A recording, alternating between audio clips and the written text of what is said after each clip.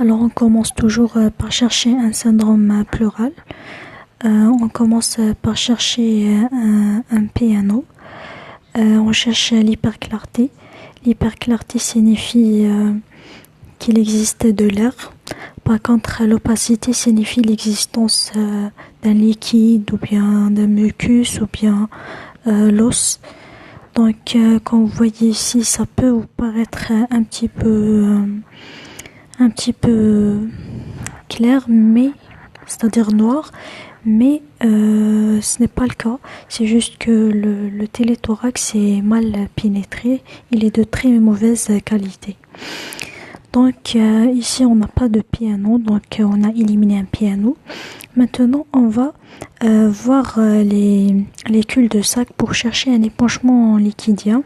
Comme vous voyez ici, les culs-de-sac qui sont libres. Par contre de ce côté, on a une opacité au niveau qui comble le cul-de-sac diaphragmatique. Donc il existe un épanchement liquidien. Comme je vous ai dit, le liquide il est blanc, donc il est opaque. Maintenant on va chercher un syndrome médiastinal. Alors, comme vous voyez ici, le médiastin supérieur, moyen et inférieur sont normaux, il n'y a pas d'anomalie.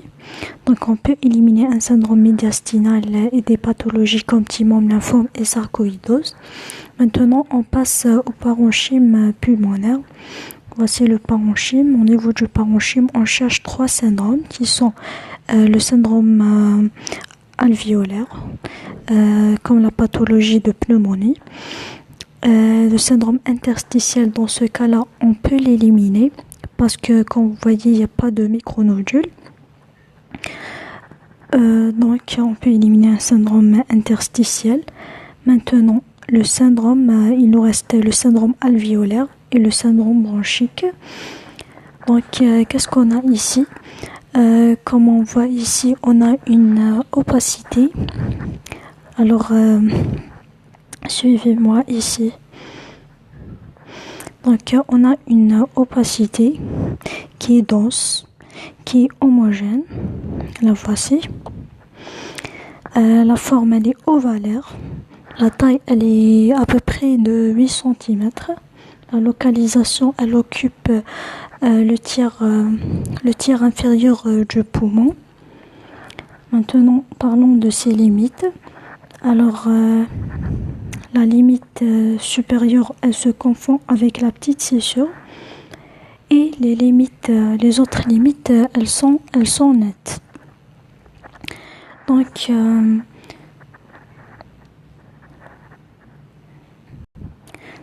puisqu'il ne s'agit pas d'une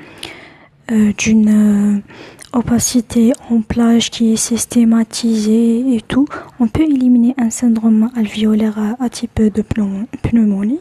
Donc, qu'est-ce qu'il nous reste? Il nous reste le syndrome bronchique.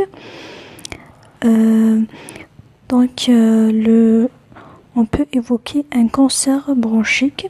Et lorsqu'on parle d'un cancer bronchique, il faut toujours mentionner la notion de lyse osseuse. Il faut dire s'il existe une lyse costale ou non.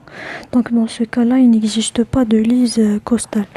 Du coup, les diagnostics évoqués devant ce syndrome, devant cette image radiologique, comme on a dit, on a ici un épanchement pleural liquidien avec une opacité ronde. Donc le diagnostic évoqué, c'est soit un cancer bronchique, soit un kyste hydatique, mais qui est au stade sain.